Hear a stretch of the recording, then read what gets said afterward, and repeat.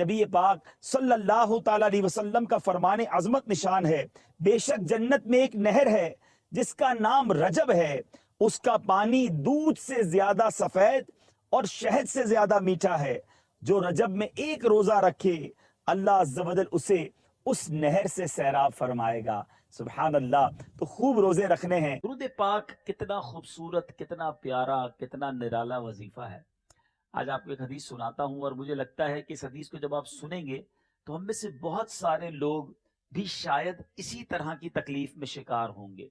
حضرت سہل بن سعد کہتے ہیں کہ ایک شخص نبی پاک علیہ الصلوۃ والسلام کی بارگاہ میں حاضر ہوا، اور حاضر ہو کر اس نے عرض کی، غربت کی، اپنے ہاتھ تنگ ہونے کی شکایت کی کہ گزارا نہیں ہو رہا، غربت ہے۔ میں حدیث کا مضمون سنا رہا ہوں، تو ہو سکتا ہے یہاں بھی یا مدنی چینل کے ناظرین میں کچھ ایسے لوگ ہوں جن کو تنگی ہو، اپنے پیسوں میں، معاملات میں کمی ہو جاتی ہو، مال کم ہو، غربت کا شکار ہو۔ غور سے سنیں، پیارے آقا علیہ الصلوۃ والسلام نے کیا فرمایا۔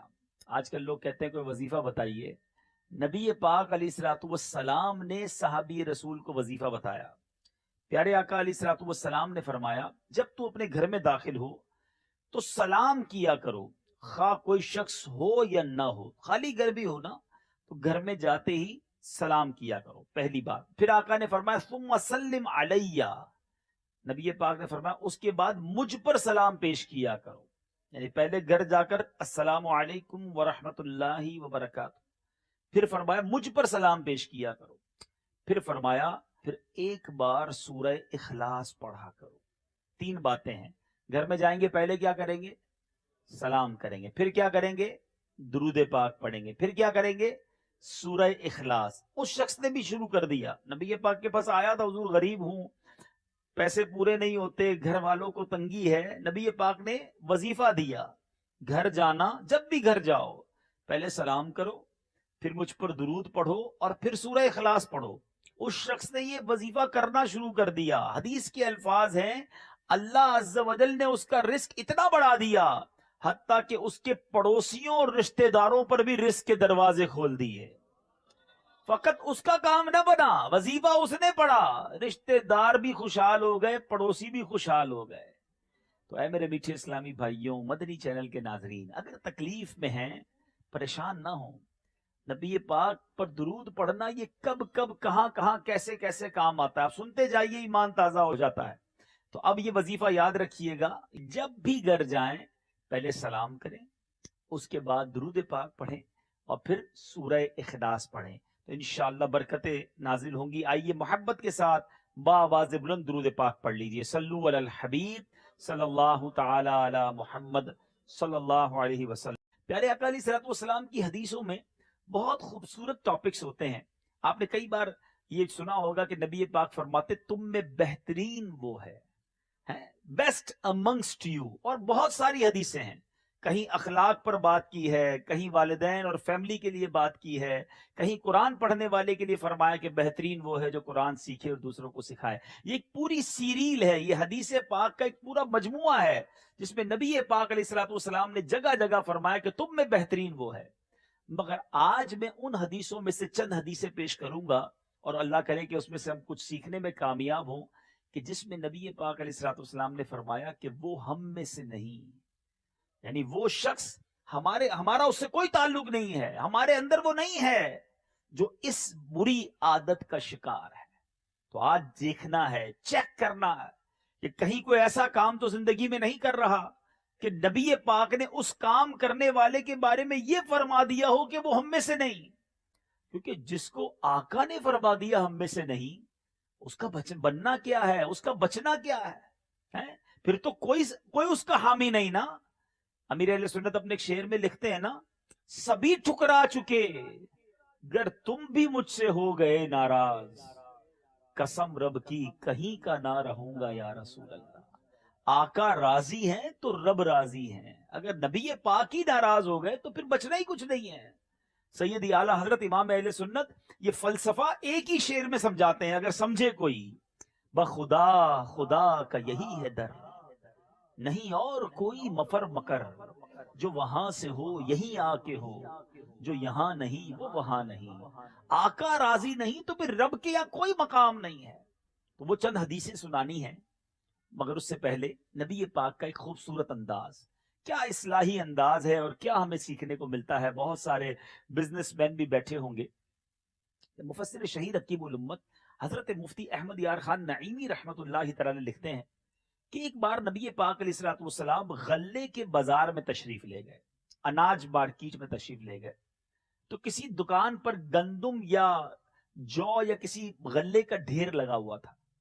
پیارے آقا علیہ الصلوۃ والسلام نے اس ڈھیر میں اپنا ہاتھ ڈال دیا، اور جب ہاتھ اندر ڈالا تو پتا چلا کہ ڈھیر اوپر سے تو سوکھا ہے، اندر سے گیلا ہے۔ سرور کائنات علیہ الصلوۃ والسلام نے اس غلے والے سے فرمایا کہ گیلے غلے کو ڈھیر کے اوپر کیوں نہ ڈالا، تاکہ لینے والے کو پتا چل جائے کہ جو غلہ ہے وہ گیلا ہے، بھاری ہوگا نا، وزن اس کا زیادہ ہو جائے گا، اوپر سوکھا نیچے گیلا۔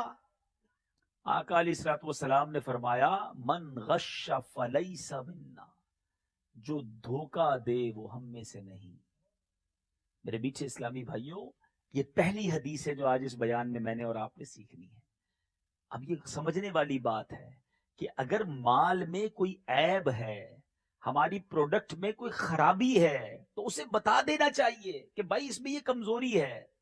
مگر آج سچ بتاؤ کیا ذہن ہوتا ہے کاروباری لوگوں کا؟ ہو سکتا ہے یہ دکاندار بھی بیٹھے ہوں گے، بلکہ آج تو بندہ ہی وہ رکھا جاتا ہے کسٹمر سروسز کے لیے، جو جس کو کہتے ہیں سیلز مین، کہ وہ گھٹیا مال جو ہے کسی طرح اپنے گاہک کو بیچ دے، اے بتا کر، A1 بتا کر، کسی طرح قسمیں کھا کر بیچ دیتے ہیں۔ ہمارے ساتھ بھی ہوتا ہے، کبھی کسی دکان پہ جاتے ہیں، اس کو پوچھتے ہیں بھائی کلر تو پکا ہوگا، بولا بالکل پکا جناب، سلائی بالکل پکی، کوئی مسئلہ ہی نہیں، میڈ ان فلاں کی مہر بھی لگا دی۔ اور جب گھر آ کے دیکھتے ہیں تو سب تمام چیزیں اس میں سے خراب نکل رہی ہوتی ہیں۔ آج فروٹ والے کا کیا حال ہے؟ فروٹ لینے جاؤ، ہم اپنی آنکھوں کے سامنے فروٹ لیتے ہیں، اور لیکن جب اس کو موقع ملتا ہے تو وہ ہماری تھیلی کے اندر چند گھٹیا پھل ڈال دیتا ہے۔ یہ چند سکوں کی خاطر کیوں روزی حرام کر رہے ہیں؟ سوچئے، نبی پاک کا یہ جملہ ڈرانے کے لیے کافی ہے۔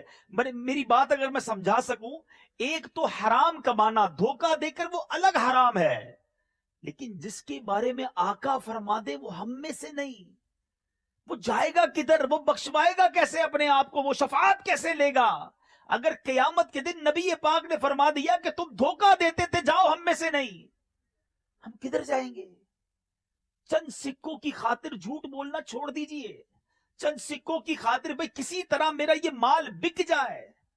ہمارے بزرگان دین اگر غلطی سے کوئی مال، حضرت امام اعظم ابو حنیفہ کے بارے میں آتا ہے کہ آپ کے ایک سیلز مین نے، آپ نماز پڑھنے گئے، ایک ایسا مال تھا جس میں عیب تھا، اس بندے نے بغیر وہ بات بتائے اپنے گاہک کو بیچ دی۔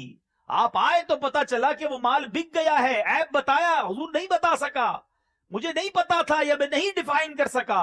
آپ نے اس دن کی جو سیل ہوئی تھی ہزاروں درہم کے اندر، وہ سارے کے سارے پیسے اللہ کی راہ میں خیرات کر دیے، کہ ایک روپیہ میرے پاس حرام یا غلط بیانی کر کے نہ آئے۔ ایک وہ لوگ تھے، اور آج صبح و شام پلاننگ ہی یہ ہو رہی ہوتی ہے، کسی طرح کوئی دھوکہ دے کر، ٹویسٹ کر کے، کوئی بات گھما کر اپنا گھٹیا مال بیچ دوں، بس اتنی قسمیں کھاتے ہیں، اتنے وعدے کرتے ہیں، میری خرید اتنے کی ہے۔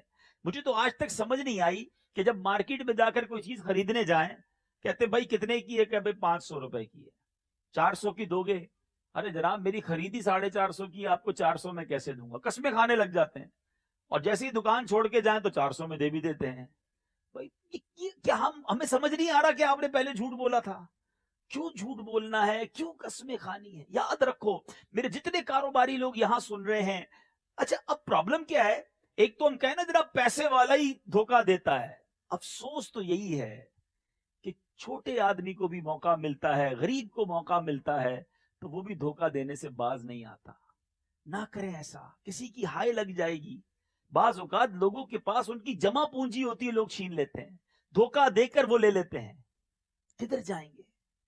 تو میرے بیچ اسلامی بھائیوں ایک بات یاد رکھیے، جو میرے نصیب میں ہے نا وہ کوئی چھین نہیں سکتا، اور جو میرے نصیب میں نہیں وہ مجھے کوئی دے نہیں سکتا۔ جو آپ کے نصیب میں لکھا ہے وہ مل کر رہے گا، آپ کے گھر پہنچے گا. اللہ کرے وہ اعتقاد، وہ توکل نصیب ہو جائے. آئے دن اسکینڈل پکڑے جاتے ہیں، حیران ہو جاتا ہے انسان کہ اتنا بھی انسان گر سکتا ہے. دوائیوں میں ملاوٹ. بلکہ پچھلے دنوں پتا چلا کہ جو بلڈ لگایا جاتا ہے مریض کو، جو خون لگایا جاتا ہے، خون تو آلموسٹ ڈینجرس کنڈیشن میں ہی لگایا جاتا ہے نا، مگر اس وقت اس خون لگائے جانے والے میں بھی خون میں ملاوٹ ہوتی ہے. مرنا نہیں ہے، اللہ کو جواب نہیں دینا. خون میں ملاوٹ، دوائی میں ملاوٹ، بچوں کی خوراک میں ملاوٹ. جن بچوں جو بالکل نوزائیدہ بچے ہیں، جن کی جان چلی جائے گی آپ کی اس ملاوٹ کی وجہ سے، مگر نہ جانے کون سا پردہ آنکھوں کے سامنے آ گیا ہے. کیا کرو گے چند سکوں کا؟ جھوٹ بول کر، دھوکہ دے کر، اس کا کوئی فائدہ نہیں ہے. اچھا، صرف یہ جو حدیث پاک ہے یہ ایسا نہیں صرف کاروبار کے لیے ہے. دھوکہ زندگی کے کسی بھی موقع پہ نہیں دینا نا. دھوکہ دے کر کسی کی چیز لے لیتے ہیں، دھوکہ دے کر رشتہ کر لیتے ہیں، دھوکہ دے کر بہت سارے کام ہوتے ہیں. کسی بھی موقع پر مسلمان کو دھوکہ نہیں دینا ہے. مسلمان دھوکہ دینے والا نہیں. من غش فلیس منا. اللہ کرے کہ اس حدیث سے میں اور آپ ڈر جائیں. واقعی میں آج وہ حدیثیں سنانے آیا ہوں. نبی پاک فرماتے مجھ سے نہیں تو بندہ کرے گا کیا، جائے گا کس کے پاس؟ سید اعلیٰ حضرت سمجھاتے، سنو، سنتے ہیں کہ محشر میں صرف ان کی رسائی ہے، ان کے سوا کوئی نہیں ہوگا. وہی تو بخشوائیں گے، وہی شفاعت کروائیں گے. اور اگر انہوں نے کہہ دیا کہ جاؤ تم ہم میں سے نہیں تو ہم کدھر جائیں گے؟ سنتے ہیں کہ محشر میں صرف ان کی رسائی ہے، گر ان کی رسائی ہے لو جب تو بنائی. کبھی زندگی میں کسی کو دھوکہ مت دینا. دے دیا ہے، معافی مانگو، لوٹا دو اس کو، بتا دو اس کو غلطی ہو گئی، میں نے آپ سے جھوٹ بولا تھا، میں نے آپ کو یہ غلط بیانی کر کے دیا تھا، آج معافی مانگ لو. قیامت کے دن کہیں مارے نہ جائیں. میٹھے اسلامی بھائیوں، ایک اور حدیث پاک سنتے ہیں، اور وہ بھی ہمارے یہاں بہت عام ہے. ماشاءاللہ یہاں نمازی بھی بیٹھے ہوں گے. نبی پاک علیہ الصلوۃ والسلام کا فرمان ہے کہ لیس منا من ینکر نقر الغرابی، یعنی جو کوے کی طرح ٹھونگے مارے وہ ہم میں سے نہیں. اور یہ کس لیے؟ یہ نماز کے بارے میں فرمایا.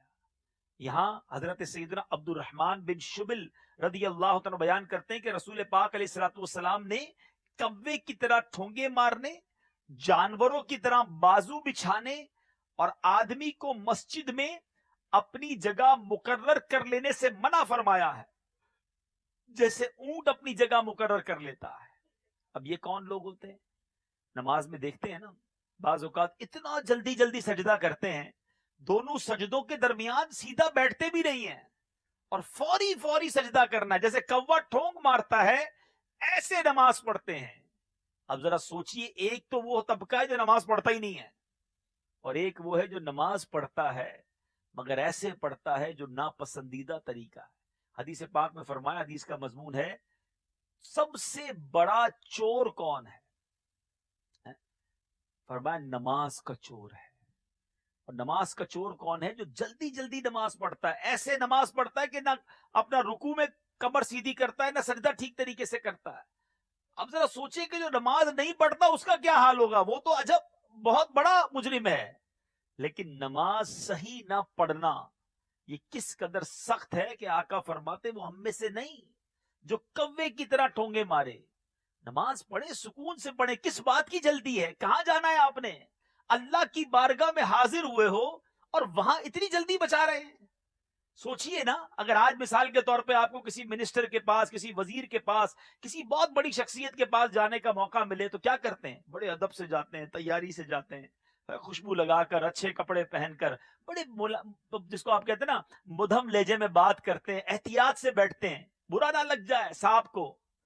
دنیا میں کسی کے پاس جاؤ تو اتنی تیاری، اور مسجد میں جائیں تو کوئی تیاری نہیں. جس کا جیسا لباس ہے ایسا لباس لے کے چلا جاتا ہے، جیسا منہ ہے ایسا منہ لے کے چلے جاتے ہیں. ہمیں پتا ہے مسجد میں اتنی منہ سے بدبو آ رہی ہوتی ہے، لوگ مسجد میں آئے ہوئے ہوتے ہیں، کپڑے پسینے سے شرابور ہیں اللہ کے گھر میں. کیا ایسے کپڑے پہن کے کسی دعوت ولیمے میں جاتے ہو؟ वलीमे में जाने के लिए नया लिबास, इस्त्री किया हुआ, खुशबू लगाकर, मुंह धोकर, और अल्लाह के घर का कोई एहतराम नहीं। याद रखो, बाअदब बानसीब, बेअदब बदनसीब। अल्लाह के घर का एहतराम करो, वो रब्बे करीम तुम्हारी झोलियां भर देगा। और जब जाए ना तो सुकून से बैठें, आराम से नमाज पढ़ें, तसल्ली से नमाज पढ़ें। रिवायतों का मजमून है कि मोमिन मस्जिद के अंदर ऐसे होता है जैसे मछली पानी के अंदर होती है। कैसा सुकून में होती है मछली पानी में? फरमाया मुनाफिक ऐसे होता है जैसे मछली पानी के बाहर होती है। पानी के बाहर मछली तड़पती है ना, मुनाफिक मस्जिद में ऐसे ही होता है, बेचैन, बेकल। बहुत सारे ऐसे लोग होते हैं जब मस्जिद में जाते हैं बार बार घड़ी देखते हैं, यार अभी तक नमाज नहीं हुई। जैसे इमाम साहब ने सलाम फेरा, अभी दुआ नहीं शुरू हुई, भागने की तैयारी है। इतनी जल्दी क्यों है? इतनी बेचैनी क्यों है? अरे आए हो अल्लाह के घर में, 2 रकत और पढ़ लो, हाथ उठाओ, मांगो तो सही, उससे इल्तिजा तो करो। तो खुदारा मेरे मीठे इस्लामी भाई, एक तो मस्जिद का अदब करें, एहतराम करें, मस्जिद में शोर गुल न करें, गंदगी न करें, और फिर नमाज सुकून से पढ़ें। एक शरई मसला भी समझ लें कि तादील अरकान जो है ना, वो क्या है। नमाज में तादील अरकान यानी रुकू, सुजूद और कौमा। रुकू कहते हैं, रुकू से सीधा जो खड़े होते हैं ना, रुकू के बाद जब हम सीधा खड़े होते हैं तो इसको कहते हैं कौमा। और जलसा क्या होता है? 2 सजदों के दरमियान जो हम बैठते हैं, इसको कहते हैं जलसा। इसमें कम से कम 1 बार सुबहान अल्लाह की मिकदार के लिए रुकना, ये वाजिब है। इतनी देर रुकना, ठहरना कि सुबहान अल्लाह कह लिया जाए, ये वाजिब है, बाहर शरीयत में है। नमाजी को चाहिए कि अपनी नमाज में फराइज, वाजिबात, सुन्नतें और मुस्तहिबात का लिहाज रखे, आजजी के साथ खुशू, खुजू और इंकिसारी की कैफियत पैदा करे। किसके दरबार में खड़ा है? अल्लाह के दरबार में। लेकिन एक अजीब रेस लगी हुई होती है। तो मेरे बीच इस्लामी भाइयों, खुदारा अपनी नमाज दुरुस्त कीजिए। नमाज का चोर अल्लाह और उसके रसूल को पसंद नहीं। अब अल्हम्दुलिल्लाह दावत इस्लामी ने बड़ा जबरदस्त काम किया कि फैजाने नमाज कोर्स शुरू कर दिया। दुनिया भर में ये कोर्स करवाया जा रहा है। सिर्फ 7 दिन का कोर्स है। 7 दिन दीजिए और अपनी नमाज ठीक कर लीजिए। कईयों के वजू ठीक नहीं है, हम वजू खाने पे बराबर में वजू कर रहे होते हैं, अजीब हाल होता है। ऐसे वजू कर रहे हैं कि लगता है वजू ही ना हुआ। नमाज पढ़ते हैं तो पता चलता है सजदे में उंगलियां ही ठीक नहीं लगाई, सजदा ही नहीं हुआ। सजदा नहीं हुआ तो नमाज ही नहीं हुई। लेकिन किसी को फिक्र भी तो नहीं है। मैं एक सवाल करना चाहता हूं, इतनी बड़ी तादाद में इस्लामी भाई यहां मौजूद हैं, हम में से किसने कब ना कहां नमाज सीखी है? हमने नमाज कहीं सीखी नहीं है, हमने नमाज देखी है। बचपन से अब्बू को, वालदा को नमाज पढ़ते देखा, वैसे ही पढ़ना शुरू कर दी। मस्जिद में आए तो जैसे नमाजियों को देखा वैसे नमाज पढ़ी। वुजू खाने पर बैठे, बराबर वाले को वुजू करते जैसे देखा वैसे वुजू किया। कहां सीखी? किसको पता है नमाज के फराइज कितने हैं, शराइत कितने हैं, वुजू के फराइज कितने हैं? बस देखते गए और करते गए। क्या इस तरह भी दुनिया में कोई काम होता है? क्या आपने इसी तरह बहुत सारे काम किए? आपने मैट्रिक भी इसी तरह कर लिया, कॉलेज में भी इसी तरह पढ़ लिया, टाइपिंग और कंप्यूटर भी ऐसे सीखा? नहीं, आप बाकायदा सीखने गए, आपने इंस्टीट्यूट में दाखिला लिया, आपने कोर्स किया। और जो सबसे अहम फर्ज है आप पर, उसको कब सीखा? ये वाकई वो हाईलाइट है जो दावत इस्लामी ने आज के दौर में हमारे सामने रखा कि आओ नमाज सीखते हैं। और हमारे पास ऐसी मिसालें मौजूद हैं। 50-50, 60 के जब इस्लामी भाई ने फैजान नमाज कोर्स किया या प्रैक्टिकल वुजू और नमाज का किया, उनके अल्फाज हैं कि अब पता चला जिंदगी में 50 साल के बाद के वुजू कैसे होता है। हमें आज पता चला कि नमाज के फराइज क्या है। सोचिए, कई ऐसे लोग होते हैं जो 20-20, 25-25 साल से नमाज पढ़ रहे हैं मगर दुरुस्त नहीं पढ़ रहे। तो खुदारा ये हदीस डरा देने के लिए काफी है कि वो हम में से नहीं, जो नमाज में हदीस का मजमून है, कव्वे की तरह ठोंगे मारता है, सुकून से, आराम से नमाज पढ़ें और खास तौर पे तादील अरकान का ख्याल रखें। तीसरी हदीस, नबी पाक अलैहिस्सलातु वस्सलाम फरमाते हैं, हसद करने वाले, चुगली खाने वाले और काहिन के पास जाने वाले का मुझसे कोई ताल्लुक नहीं और ना ही मेरा उससे कोई ताल्लुक है। हसद, चुगली, आज ये हमारे माशरे में कितनी आम हो गई है। कभी सोचा हमने कि आज भाई भाई को हसद हो गया है, بہن کو بہن سے حسد ہو گیا ہے، دوست کو دوست سے حسد ہے. آج کسی کی ترقی اچھی نہیں لگتی. حسد کی تعریف کیا ہے پہلے ذرا سمجھ لیجئے، تاکہ پھر اندازہ ہو جائے کہ ہم حسد کر رہے ہیں کہ نہیں کر رہے. حسد کی تعریف یہ ہے کہ کسی بندے کو نعمت ملے اور دل میں یہ تمنا ہو کہ یہ اس سے چھن کر مجھے مل جائے. اس کو کیوں ملی بھائی؟ مجھے مل جائے، یا کم از کم اس کی تباہ ہو جائے. مجھے نہیں ملنی نا، تو کم از کم اس کی نعمت تباہ ہو جائے. اے میرے میٹھے اسلامی بھائیو، اب ذرا غور کرتے ہیں، جتنے اسلام میں بیٹھے نا، جتنے مجھے سن رہے ہیں، اپنے بارے میں غور کرتے ہیں کہ کہیں حسد ہو تو نہیں گیا. حسد یہ وہ بیماری ہے میٹھے اسلامی بھائیوں جو جہنم میں لے جانے والا عمل ہے. حدیث پاک کا مضمون ہے حسد نیکیوں کو اس طرح کھا جاتا ہے، جلا دیتا ہے جس طرح آگ لکڑی کو جلا دیتی ہے. حسد کرنے والا پتہ ہی کیا کرتا ہے؟ سارا دن عبادت کرنے والا بھی ہو، اگر نمازیں پڑھنے والا ہو، روزے رکھنے والا ہو، صدقہ خیرات کرنے والا ہو، سارے دن کی نیکیاں جمع کرتا ہے اور حسد کر کے اس کو آگ لگا دیتا ہے. کہیں یہ تو نہیں کر رہے ہم؟ اب آئیے غور سے سنیے کہ حسد ہم میں سے کسی کو ہے یا نہیں. میں چھوٹا سا ایک ٹیسٹ بتاتا ہوں آپ کو، چیک کر لیجئے. آپ کے خاندان میں، آپ کے دوستوں میں، آپ کے رشتہ داروں میں، قریب کے لوگوں میں کوئی ایسا ہے، آپ کی مارکیٹ میں، آپ کے کاروبار کرنے والوں میں کوئی ایسا ہے کہ جب بھی اس کو کسی وجہ سے ترقی ملتی ہے، کوئی خوشی ملتی ہے تو آپ کو برا لگتا ہے، یا اس کی آپ کے سامنے کوئی تعریف کرتا ہے تو آپ کو مزہ نہیں آتا؟ تو سمجھ لیجئے دیر از سم تھنگ رانگ، کوئی گڑبڑ ہے. مجھے کیوں اس کی تعریف اچھی نہیں لگتی؟ کیوں مجھے کوئی آ کر بتاتا ہے کہ یار پتا چلا وہ فلاں کا ماشاءاللہ کام بہت ترقی کر گیا، دوسری دکان کھول لی ہے، تو مجھے دل میں تکلیف کیوں ہونے لگ جاتی ہے؟